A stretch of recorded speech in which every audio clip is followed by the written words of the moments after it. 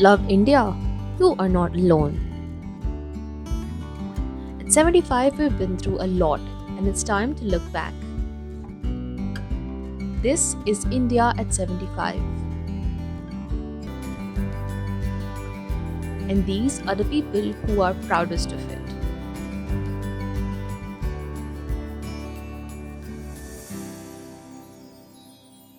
In today's world, transportation is the backbone of any country and the lifeline of its economy. Public rail and road transport plays a major role in our daily activities. My name is Joe Daniel and I'm studying in class 10 in SBO School and Junior College, Chennai. I'm here to talk about India's buses and trains, how the burgeoning middle class moves on public transport. It all began in the second half of the 18th century when the first passenger train ran between Bori Bandar of Bombay and Thane, covering a distance of 34 kilometers. Now, this rail network has grown to 68,000 kilometers, making it the fourth largest network in the world, which commutes 22 million people every day, making it the third busiest network in the world. Further, the metro rail system of the country caters the city needs, which provides service for 2,600 million people annually. The road transport system of the country extends to 136,000 kilometers. The most common vehicles which ply on this large road network are buses, cars, and two wheelers. Speaking about buses, it's the most common method of transport in India. The first bus service was introduced on 15th of July 1926 between Afghan Church and Crawford Market, Mumbai. Buses cater for 90% of public transport in Indian cities and hence is an important mode of transport. It is easily accessible, economical, and is a well established network. Apart from facilitating the people, the road and rail transport system has also facilitated growth in related industries, created employment opportunity, and contributed towards development of the country. Road and rail transport is very crucial for daily economic activities. When it comes to the future of rail and road transport, they are very crucial on two accounts, which are 1. Accident free rapid transportation, 2.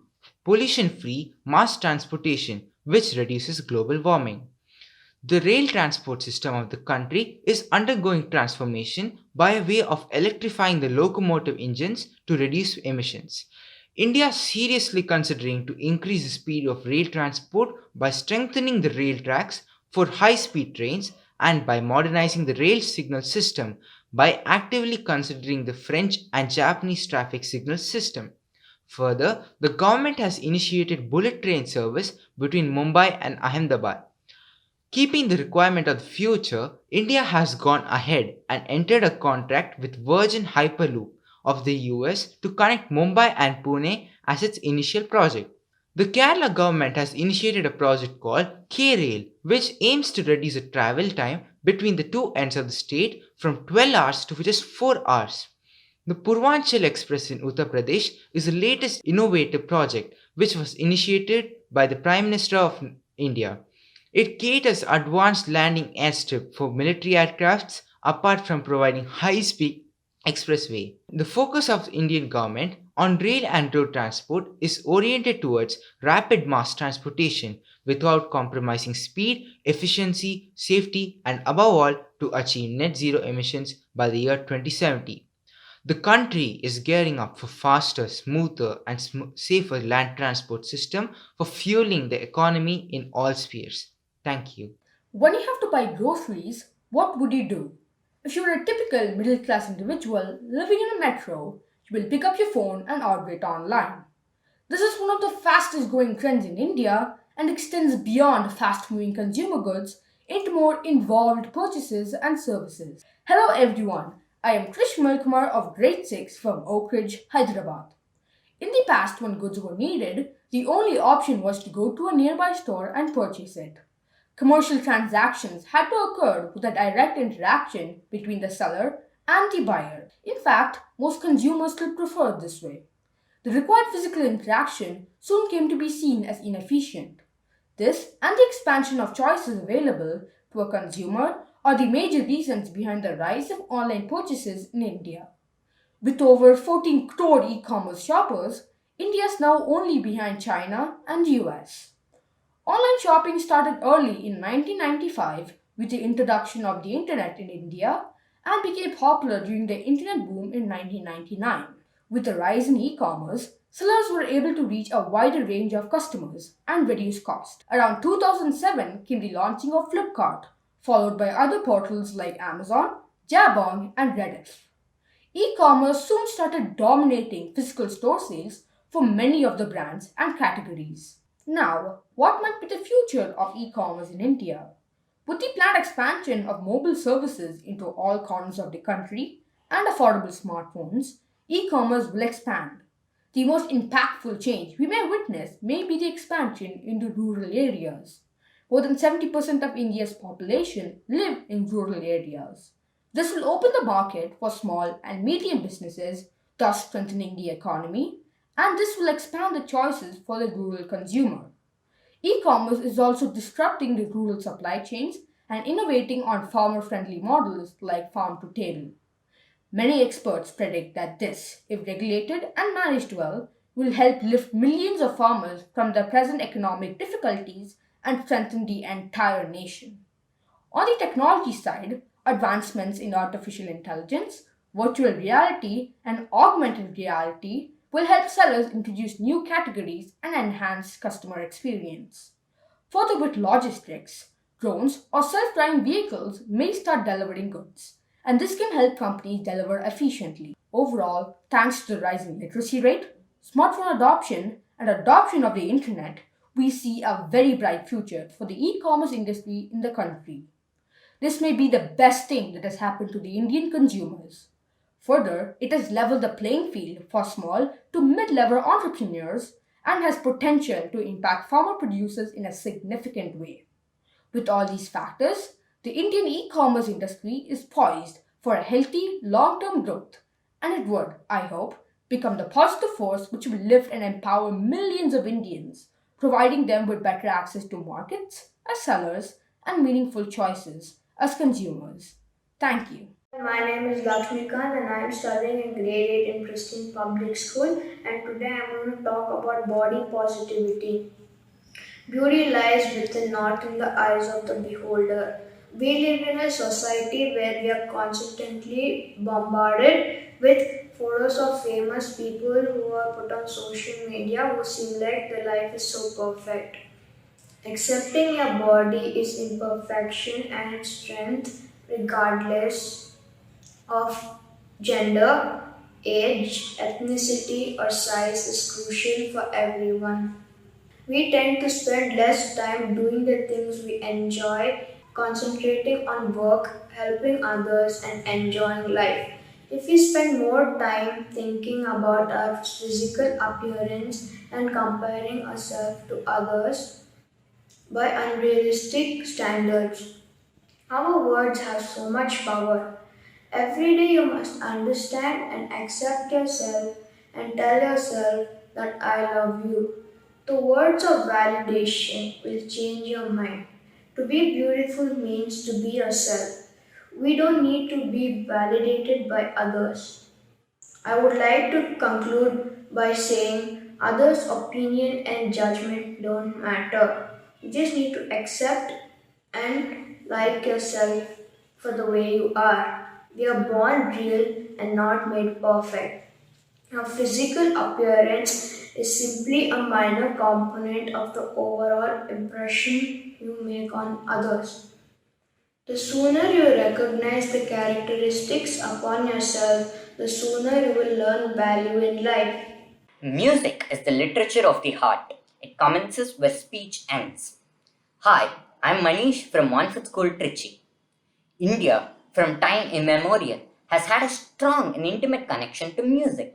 Music has been, for India, not simply a medium of communication and expression. Rather, music has been an art unto itself, a mode of not just communication but connection, a mode of not just expression but spiritual realization, not just form but an art of utmost beauty and serenity. The reach and even the very meaning of Indian music, it can be argued, have changed over time. This is very true for the 20th century, where Indian music started influencing a global stage and started to take on a new form. Traditional music such as Hindustani and classical, two of the most well-known musical traditions of India, although still prevalent in their traditional forms, were now seen and heard all around the globe along with more Western styles like jazz and melody. In the late 1970s and early 1980s, for example, rock and roll fusions with Indian music were well known throughout Europe and North America. Likewise, India, which had been listening to its own local musical styles, was now introduced to the musical traditions of various cultures and nations all around the globe. Ancient Indian musical instruments and traditions started to be popularized and were given a place on the global musical stage. The most well known example of such an instrument being the Shehnai, which was played and popularized by the famous musician Bismillah Khan. On 15th August 1947, on the day of India's independence, at the Red Fort, Bismillah Khan greeted the nation with his wonderful performance showcasing India's intimacy with music. And that, in short, was India's marvelous musical experience in the last 75 years. Although there is so much more to India's music and India's diversity and depth in music that one could go on talking about it. Well, what does the future hold for Indian music? The rise of technology in this period that we live in of technological revolution has been and will be a great asset to Indian music. Enjoying music has never been easier, and great music is often just a click away on our phones and other devices. For musicians and various types of composers, be it lyricists, singers, or instrumentalists, technology has given their music wings to soar.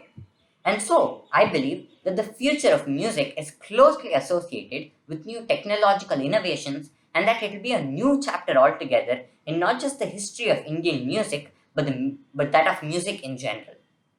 Electronic tools and electronic musical instruments will for certain be used more and more, but they might not completely replace traditional and classical musical instruments anytime soon. India has always had a great deal of diversity owing to its vastness and history. So, Indian music too has had a host of diversity, and this will continue to be true in the future as well.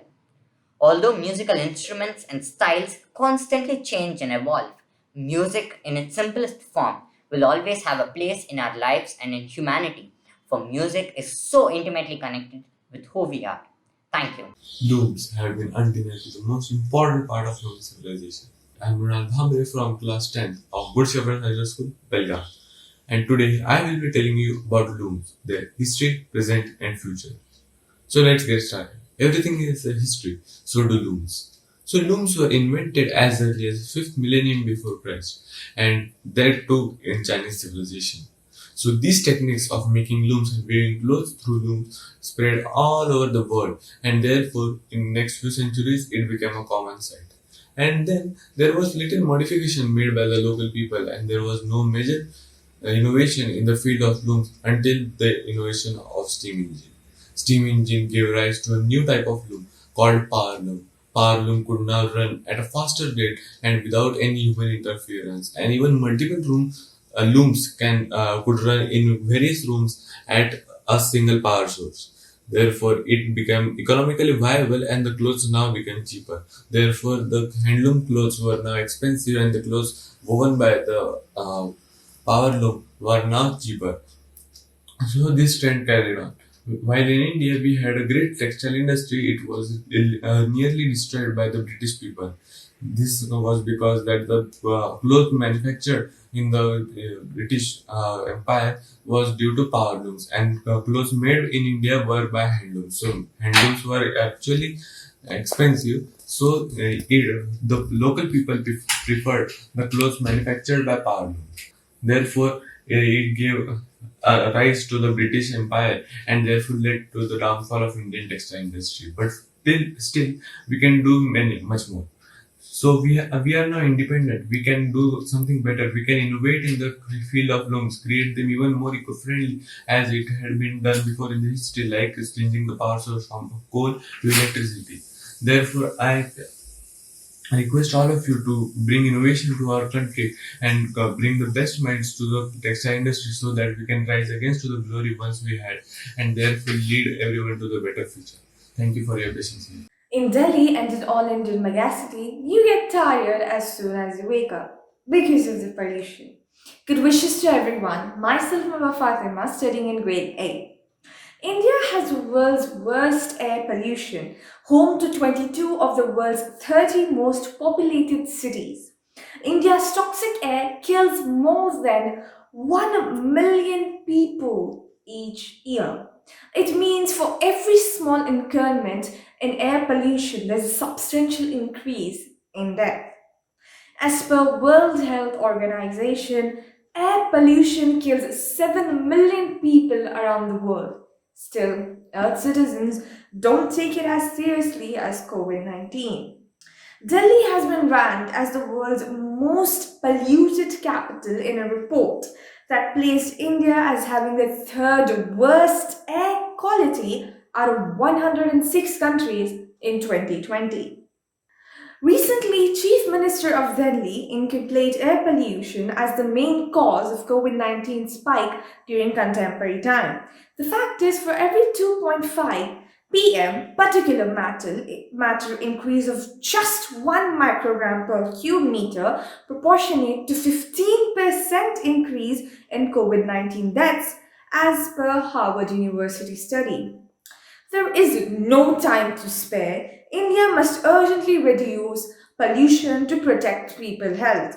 Decarbonizing world is something pivotal and urgent. India's embark on net zero carbon emission by 2070 under Paris Agreement should be cherished.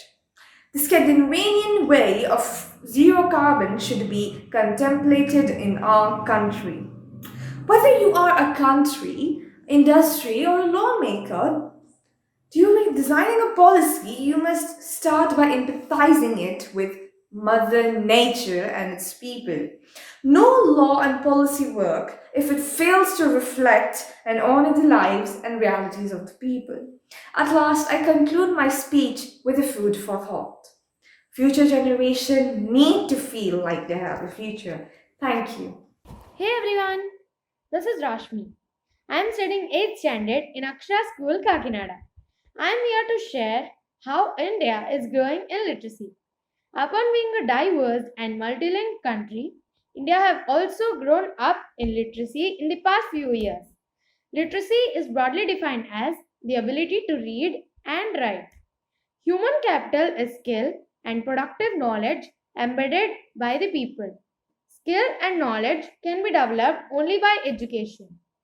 Inventions and discoveries are possible when people are educated. The literacy rate have grown up from 18.3% in 1951 to 72.98% in 2011. The latest information had given up that the literacy rate in India is about 72.99%. This high increase in the literacy rate from 1951 was because of the scheme that government implemented in the past setting of Navodaya Vidyalaya in each district is to increase the number of skilled children coming to school. Sarva Shiksha Abhiyan is a significant step towards providing elementary education for children in the age group between 6 to 14 years. Central government schemes like midday meal program is to encourage attendance and retention of children and improve their nutritional values. However, comparing to other communities, India's literacy levels are a bit less. Women, under caste children, poor people still are not having chance to get education. Poor parents are not educated and not taking their children to the schools. Also, there are few ways to reduce illiteracy in India. One of these is increasing community ownership of the government schooling. Literacy also developed one's economy. The highest literacy rate in our country was recorded as 94.9% in Kerala, while Bihar recorded as the lowest literacy rate with 64%. Education of weaker sections was safeguarded by Article 15, 17, and 46 of the Indian Constitution. The illiterates were mostly involved in social, economical, and educational backward families, including those belonging to SCs, STs. So, it is very important to increase the literacy in one's country. Thank you. I am Rishi, and today I am going to be talking about the historical heritage of handloom and the preservation of the traditional Indian textiles. Traditional textile arts have been well known worldwide for a very long time and has always been an export from India for a very long time, like from ancient times. And almost every state in India has its own handloom and handicraft, like tie and dye from Gujarat, and pashmina from Kashmir, or brocades from Benares. In the 1940s, westernization had already begun. And even though dhotis, saris, ghagras, etc., were very popular in the society, more Western styled clothes were still there. Gandhiji's encouragement for people to make their own clothes helped a lot in the preservation of these traditional textiles and handloom arts. So that was about the past. Now let's talk about the future. Powerloom has and always will be a huge competitor against handloom. And even though it's cheaper and much more cost effective, it has some downsides. And the reason why powerloom is this cheap is because the people who make the thing and the employees don't get more than 75 rupees per day. And thus handloom will always be superior, because in handloom the people make their own yarn. Westernization will continue. Powerloom will take over, and more machinized ways of creating textile arts will come into action. But still, I believe that handloom has a chance of returning, and finally someday we will give acknowledgement to these amazing craftsmen who actually are behind making these amazing arts. But for that to happen, we have to make space in society for these people who embrace this handloom making and textile arts as their profession, and support for their them having a normal lifestyle and not being looked down upon by society.